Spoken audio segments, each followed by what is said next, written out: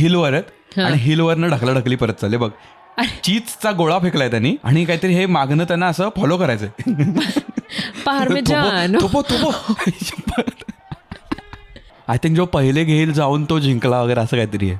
निघा तो बघ, हा इकडे उजवीकडचा क्लासला जातो असं वाटतंय रेनकोट घालून. दुसरी राऊंड अशपथ तो कसं उभा राहून आणि काय हेल्मेट काहीच सेफ्टी गिअर नाही. मऊ आहे वाटतं जामच.